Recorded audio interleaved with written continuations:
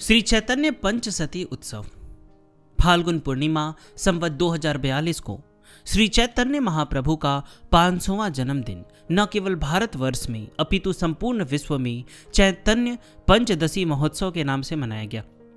चाकुलिया बिहार में भी यह उत्सव 10 नवंबर 1984 से 511 दिन के उत्सव का गौरवपूर्ण आयोजन प्रारंभ किया गया, जिसकी परिसमाप्ति भारत विख्यात पूज्यपाद श्री रामचंद्र केशव डोंगरे जी द्वारा भागवत कथा, 108 ब्राह्मणों द्वारा भागवत पारायण, श्री रामचरितमानस के 108 पारायण, नौकुंज में अखंड संकीर्तन के साथ 5 अप्रैल 1986 को संपन्न हुई। इस उत्सव के आयोजक संयोजक श्री हनुमंत लाल जी ही थे। उनके प्रतिनिधि के रूप में श्री चक्र जी के निर्देशन में प्रभु दयाल जी ने सपरिवार उत्सव के आयोजन का कार्यभार संभाला।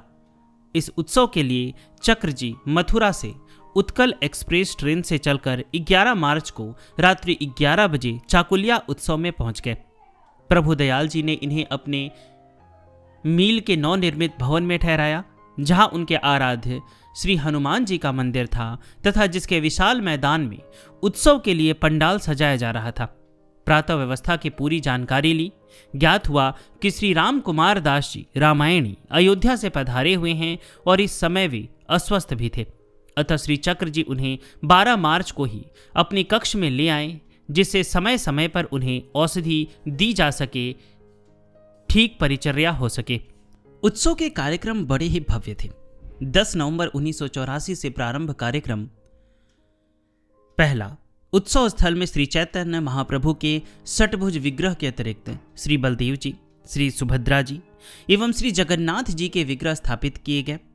दैनिक पूजा के अतिरिक्त 400 पुस्तकें, भगवान नाम लिखी पुस्तकों के बंडल, जिनमें 1 करोड़ 20 लाख नाम रहते थे, प्रतिदिन महाप्रभु को अर्पित किए जाते। दूसरा, सायं 6 बजे से प्रातः 6 बजे तक महामंत्र का सुमधुर स्वर में अखंड संकीर्तन। तीसरा, श्रीमद् भागवत महापुराण का सप्ताह क्रम से मूल पाठ। चौथा, श्री रामचरितमानस का नवाह क्रम से मूल पाठ। पांचवा, वाल्मीकि रामायण का 21 दिवसीय पाठ। छठा, विष्णु सहस्त्रनाम, हनुमान चालीसा आदि विभिन्न स्तोत्र पाठ। सातवां, चैतन्य चरितामृत, चैतन्य भागवत तथा अन्य पुराणों एवं ग्रंथों के पाठ। समय समय पर प्रवचन एवं लीला होती थी। 21 दिवसीय समापन कार्यक्रम। पहला, 16 मार्च से 26 मार्च तक पूज्य श्री डोंगरे जी महाराज द्वारा भागवत कथा। दूसरा, 108 पंडितों द्वारा भागवत पारायण। तीसरा, 16 मार्च से 4 अप्रैल तक रात 8 बजे बंग भाषा में कीर्तन, रामायण प्रवचन आदि। चौथा, 26 मार्च को 6 बजे प्रातः 500 दिन व्यापी अखंड संकीर्तन की परिसमाप्ति। पांचवा, अपराह्न 8 बजे से महाप्रभु की आविर्भाव तिथि के उपलक्ष्य में 1008 कलश जल द्वारा महाप्रभु जी का अभिषेक एवं विशेष पूजा। छठा, 27 मार्च प्रातः 6 बजे से कुंज प्रारंभ, 9 दिनों तक 9 मंडपों में एक साथ अखंड नाम संकीर्तन। सातवां, 27 मार्च से 4 अप्रैल तक प्रातः 7 बजे से 12 बजे तक 108 विद्वान पंडितों द्वारा श्री रामचरितमानस का सामूहिक नवाहन पाठ और सायंकाल 3 बजे से विद्वानों का प्रवचन। आठवां, 27 मार्च से 4 अप्रैल तक श्री मानस जी शास्त्री द्वारा श्री भरत प्रेम पर प्रवचन। नौवां, 5 अप्रैल प्रातः 6 बजे नवकुंज एवं संकीर्तन का समापन और 6 बजे से हनुमान चालीसा का सामूहिक पाठ। उत्सव के प्रथम दिवस 108 ब्राह्मणों को वरण कर श्रीमद् भागवत पुराण का पारायण प्रारंभ हुआ। श्रीमद् भागवत जी की शोभा यात्रा पूजन कक्ष से मंच तक संकीर्तन के साथ हुई। तत्पश्चात भागवत जी को व्यास आसन पर पधराया। अत्यंत विनय एवं अहंकार रहित श्री डोंगरे जी महाराज व्यास पीठ पर आसीन होने से पूर्व असीम श्रद्धा पूर्वक 108 ब्राह्मणों द्वारा जहां मूल पाठ हो रहा था, वहां एक एक ब्राह्मण के समीप सिर झुकाए, हाथ जोड़े दक्षिणा अर्पित करते हुए आगे बढ़ रहे थे। ब्राह्मण वृंद भी बड़े संकोच पूर्वक उनकी वंदना सिर झुकाकर स्वीकार कर रहे थे। पंक्तिबद्ध विराजे ब्राह्मणों का सत्कार कर पूज्य श्री डोंगरे जी महाराज कथा मंच की ओर पधारे। श्री चक्र जी एवं श्री प्रभुदयाल जी ने मार्ग प्रदर्शित करते हुए आदरपूर्वक उन्हें व्यासपीठ पर विराजमान कराया। मंच पर आयोजकों के रूप में श्री हनुमान जी का सौम्य विग्रह विराजमान था। उनके प्रतिनिधि रूप में श्री चक्र जी ने श्री हनुमान जी के करों से माला का संस्पर्श कराते हुए श्री डोंगरे जी महाराज को माला धारण कराई। तत्पश्चात प्रभुदयाल जी ने कथा व्यास के रूप में पूज्य डोंगरे जी महाराज की पूजा अर्चना कर माल्यार्पण किया। माल्यार्पण के समय श्री डोंगरे जी महाराज ने श्रोताओं की अग्रिम पंक्ति में भूमि पर विराजे श्री चक्र जी की ओर देखकर प्रभुदयाल जी को धीरे से वे मेरे भी प्रणम्य हैं कहकर संकेत से माल्यार्पण का आदेश दिया। पूज्य श्री डोंगरे जी महाराज को व्यासासन पर विराजमान देखकर सभी श्रोता, महापुरुष, संत जन, महानुभाव उनके अमानी स्वभाव पर बलिहारी हो उठे। व्यासासन पर विराजे पूज्य श्री डोंगरे जी महाराज का स्वरूप लगता था मानो सतयुग के कोई ऋषि ही भगवत कथा का रस वितरण करने पधारे हैं। इसी समय श्री चैतन्य महाप्रभु पंचसती समारोह की स्मारिका का पूज्य श्री डोंगरे जी महाराज के कर कमलों द्वारा विमोचन हुआ। अपने हृदय धन की बाल कृष्ण लाल की ललित लीलाओं, उनके द्वारा कराई गई नित नई अनुभूतियों से उनके मन प्राण सदा ओत प्रोत रहते थे। कथा में विद्वता के साथ उनके श्रीमुख से उनके अनुभव प्रसारित होते थे। अपने बाल कृष्ण लाल के प्रति उनकी असीम श्रद्धा और प्रेम था। कथा में बार बार कहते कि भक्ति का आश्रय लेने वाले निर्भय हो जाते हैं। प्रभु से संबंध रखो, इससे भगवान में प्रेम और भक्ति बढ़ती है।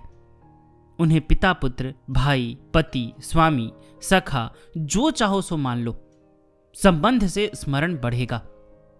दुख प्रभु की कृपा है, इसमें हरि स्मरण होता है। दुख मिटाने का प्रयत्न मत करो, अपितु प्रभु स्मरण करो। प्रभु का नाम और स्मरण ही मनुष्य को अभय कर देता है। गंगा पानी नहीं है, ब्रह्म द्रव्य है। श्री हनुमान जी वानर नहीं है, श्री सालग्राम जी पत्थर नहीं है। ये सब अलौकिक हैं। आनंद अंतर्मुख होने पर मिलता है। आनंद का सागर अंदर लहरा रहा है। भजन करने में आरंभ में कष्ट मालूम होता है, पर धीरे धीरे आनंद उमड़ने लगता है। पूज्य डोंगरे जी महाराज के ऐसे सूत्रात्मक, प्रेरणात्मक, अमृत रस वचन सबको आनंद विभोर बना रहे थे। कथा में नंदोत्सव उल्लासपूर्वक मनाया गया। स्वयं प्रभुदयाल जी सिर पर पगड़ी बांधकर नंद बाबा बने थे। टोकरी में बाल कृष्ण की छवि बड़ी सुहावनी थी। छोटे बड़े गोपों का समूह बधाई गान करते हुए मंच पर पहुंच गया। गोप समूह में मंडलाकार थिरक रहे थे। उनके उल्लास, उमंग भरे आनंद को पूज्य श्री डोंगरे जी महाराज सिर नीचा किए मुग्ध भाव से निहार रहे थे। सरस बधाइयों का गान सभी श्रोताओं के साथ धीर गंभीर स्वभाव वाले पूज्य डोंगरे जी महाराज को भी रस विभोर कर रहा था। 1 घंटे तक स्वर से स्वर, ताल से ताल मिलाकर वाद्य बजाए गए। मंच पर उल्लास भरा आनंद था।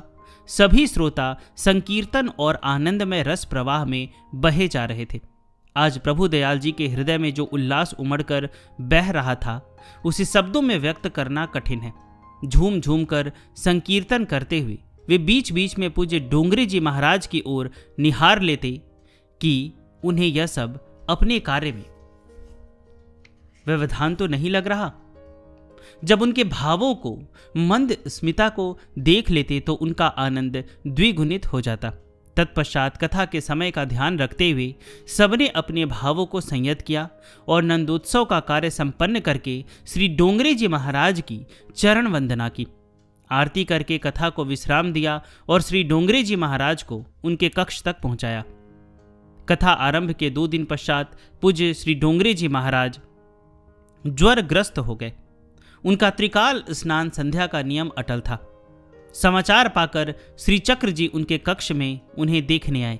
वे पूजा के आसन पर बैठे थे। श्री चक्र जी ने उन्हें प्रणाम कर निवेदन किया, मैं स्नान करके आ रहा हूं, कौशेय वस्त्र में हूं। आपकी अनुमति हो तो नाड़ी परीक्षण करना चाहता हूं, और मेरी होम्योपैथी औषधि में कोई ऐसी वस्तु नहीं है जो सेवनीय नहीं हो। सुनते ही श्री डोंगरी जी महाराज ने विनयपूर्वक सिर झुकाकर अपना दाहिना कर श्री चक्र जी की ओर बढ़ा दिया। श्री चक्र जी नाड़ी देखकर होम्योपैथी की 3 पूड़ियां बना लाए, उन्हें ग्रहण करने की विधि बताई। श्री डोंगरे जी महाराज ने औषधि सेवन की और ज्वर मुक्त हो गए। इसके बाद कथा में कोई विघ्न नहीं आया। 26 मार्च प्रातः प्रभु दयाल जी के घर के विशाल प्रांगण में 500 दिन व्यापी अखंड हरि नाम संकीर्तन समापन के उपलक्ष्य में धूमधाम से बड़ा भारी संकीर्तन हुआ। इस संकीर्तन को देखकर ब्रज मंडल की होली का स्मरण हो आता था। लोग लाल पीला हरा गुलाबी गुलाल एक दूसरे को मलते हुए जोर जोर से गाते बजाते नृत्य कर रहे थे। होली के रंग में सब सराबोर थे। नृत्य भी जिसको जैसा आवे वैसा कर रहे थे, कोई क्रम नियम नहीं था। 26 मार्च को मध्याह्न 12 बजे श्रीमद् भागवत जी की कथा का विश्राम हुआ। 26 मार्च को ही सायं 4 बजे से श्री महाप्रभु जी की आविर्भाव तिथि के उपलक्ष्य में अभिषेक के लिए 1008 जल कलश आम्र पल्लवों से सुसज्जित लिए कुमारिकाएं सौभाग्यवती स्त्रियां पीले वस्त्र धारण किए शोभा यात्रा में निकली। एक विशाल मंच पर श्री महाप्रभु जी का षटभुज श्री विग्रह पधराया गया। शंख ध्वनि जय घोष के तुमुल नाद के साथ उन मंगल कलशों द्वारा भावपूर्ण मुद्रा में तन मन से आनंद में भरे पूज्य श्री डोंगरे जी महाराज महाप्रभु जी के श्री विग्रह का अभिषेक कर रहे थे। कुछ समय बाद उनकी थकान का विचार कर प्रभु दयाल जी उन्हें कक्ष में ले गए और यह कार्य श्री चक्र जी ने संभाला। पूज्य श्री डोंगरे जी महाराज को 26 मार्च को ही गुजरात की ओर प्रस्थान करना था, अतः न चाहते हुए भी उन्हें भाव भरे मन से श्रद्धापूर्वक विदा करना पड़ा। 26 मार्च प्रातः 6 बजे से नवकुंज अर्थात 9 मंडलों में 9 दिनों तक अखंड संकीर्तन प्रारंभ हो गया। उसी परिसर में एक ओर श्री कृष्ण लीला और चैतन्य लीला की संपूर्ण झांकियों की प्रदर्शनी बड़े विशाल और भव्य रूप में सजाई गई थी। 26 मार्च से 4 अप्रैल तक प्रातः 6 बजे से 12 बजे तक जिन पंडितों ने श्रीमद् भागवत के पारायण किए थे, उन्हीं के द्वारा सस्वर श्री रामचरितमानस का सामूहिक पारायण होने लगा और सायंकाल 3 बजे से 6 बजे तक श्री मानस शास्त्री जी द्वारा श्री भरत चरित्र की भक्ति रस से सराबोर करने वाली कथा प्रारंभ हो गई। आगत विद्वानों संत महात्माओं के कथा प्रवचन भी रात के 8 बजे से 10 बजे तक होते थे। नवकुंज संकीर्तन प्रारंभ होने के 5वें दिन 31 मार्च को ऐसा आंधी तूफान आया कि सब भयभीत हो गए। लगता था कि नवकुंज पंडाल, लीला प्रदर्शनी एवं सभी नवनिर्मित पंडालों का अस्तित्व भी बचेगा या नहीं। टीन शेड उड़ने लगे।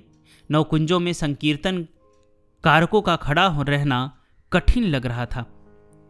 उस समय अर्धरात्रि का 1 बजा था। परिसर में ही श्री हनुमान जी का एक मंदिर था। हारे को हरिनाम ही सहारा था। प्रभु दयाल जी धैर्य धारण कर बड़ी कठिनाई से आंधी में किसी प्रकार मंदिर में पहुंचे और मंदिर की प्रदक्षिणा कर आंखें बंद कर श्री हनुमान जी के सामने बैठ गए। वे संभवतः जामवंत की भांति हनुमान जी को उनके बल सामर्थ्य का स्मरण करवा रहे हो और सचमुच ही वे महावीर बजरंगी हेम सैलाभ दे हो। उन्होंने अपने आयोजन में आए इस विघ्न को इस प्रकार निपटा दिया केवल 20-25 मिनट में ही, जैसे उस तूफान में उसके आदेश की अवहेलना करने की शक्ति न थी। इसके बाद थोड़ा सा पानी पड़ गया, आंधी से उड़ी मिट्टी बैठ गई और पौन घंटे पश्चात सब शांत हो गया। रात्रि 2 बजे प्रभु दयाल जी भूमि पर मस्तक रखकर प्रणाम करके उठे और सारी व्यवस्था देखने चल दिए। अखंड संकीर्तन चलता रहा। इस तूफान में भी प्राणों की बाजी लगाकर संकीर्तनकार कीर्तन करते रहे। 5 अप्रैल को उत्सव के समापन के दिवस प्रातः 6 बजे से श्री हनुमान चालीसा के सामूहिक रूप से 108 पाठ हुए। समापन से पूर्व ही श्री चक्र जी वहां पहुंच गए थे। प्रभु दयाल जी सपरिवार आनंद पूर्वक पाठ कर रहे थे। अंतिम पाठ पूरा होते होते श्री हनुमान जी के श्री विग्रह के कर कमल से धीरे धीरे एक पुष्प प्रसाद श्री चक्र जी की गोद में गिरा। उन्होंने सम्मान सहित मस्तक से लगाकर प्रभु दयाल जी को देते हुए कहा, श्री हनुमान जी ने तुम्हारी सेवा स्वीकार कर ली है। पुष्प प्रसाद उनकी प्रसन्नता का परिचायक है। उसी दिन भंडारा हो गया था। 6 अप्रैल को विद्वानों, पंडितों, आगत संतों एवं पूज्य श्री मानस जी शास्त्री को विदा कर रात्रि 8 बजे प्रभु दयाल जी श्री चक्र जी के कक्ष में आए और प्रणाम करके बोले, आपकी कृपा संबल से उत्सव संपन्न हो गया, अन्यथा मुझ में ऐसी सामर्थ्य कहाँ थी। श्री चक्र जी ने प्रसन्न मन से आदेश दिया, श्री मानस चतुस्सती एवं श्री श्री चैतन्य महाप्रभु पंचसती महोत्सव मेरे पूज्य श्री हनुमान दादा ने स्वयं आयोजक बनकर संभाले हैं। उन्हीं की अनुकंपा से ये दोनों उत्सव सफल हुए हैं। अब उन्हें तंग मत करना, अब बड़े बड़े आयोजनों की बात छोड़ दो। दूसरी बात, नाम संकीर्तन करते रहो। कली में नाम जप, नाम संकीर्तन और नाम लेखन ही सार है। स्वयं श्री हनुमान जी ने स्वीकारा है कि नाम का आश्रय ही मेरा प्राण, मेरी प्रियता, मेरा परम सत्कार है। मंगलमय है नाम तुम्हारा, पावनतम पुण्य धाम, बना रहे रसना पर, अंतर में नाम अभिराम, दया निधि मम दयाधाम। 7 अप्रैल को श्री चक्र जी भुवनेश्वर चले गए। वहां से श्री जगन्नाथ पुरी होते हुए मथुरा लौटे।